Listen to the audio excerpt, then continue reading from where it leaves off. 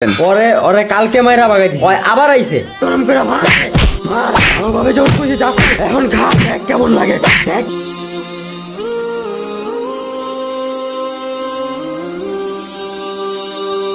আল্লাহু আকবার আল্লাহ। আজানটা দিয়া দিল, মসজিদে যাই। আরে ওই এখানে একলা বইসা আছে, ওরে মসজিদে নিয়ে যায়।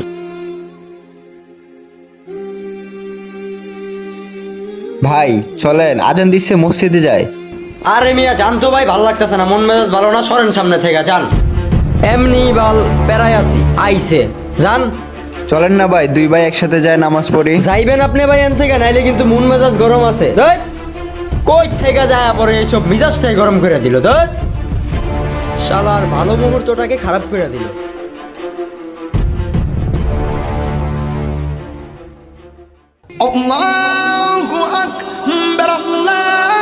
আজানটা দিয়া দিল, চালু করে মসজিদে যাই।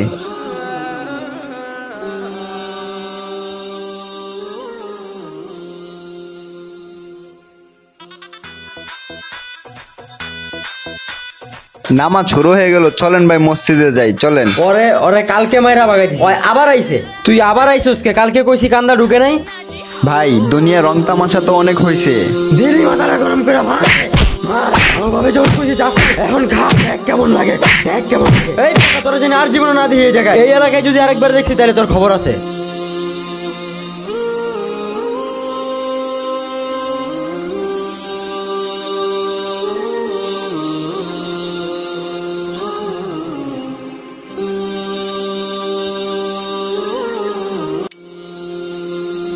আহারে বন্ধু, ওই হুজুরটার লগে কত খারাপ ব্যবহার করলাম। আমাদের ভালোর জন্যই তো আসছিল, আমাদেরকে ইসলামের দাওয়াত দিতে আসছে, আর আমরা কি করলাম? আমরা উল্টা ওনাকে মারলাম।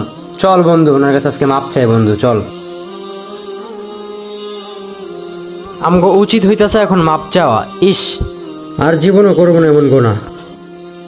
হে আল্লাহ, আপনি তাদেরকে হেদায়েত দান করুন।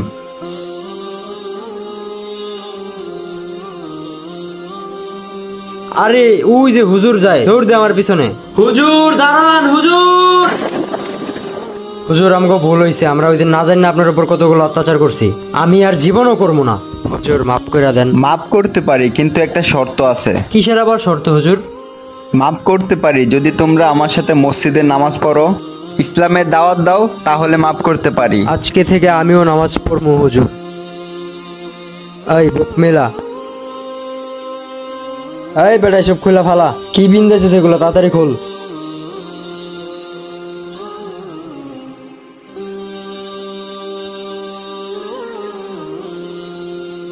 এরপর থেকে তারা তিনজন একসাথে বন্ধু হয়ে গেল।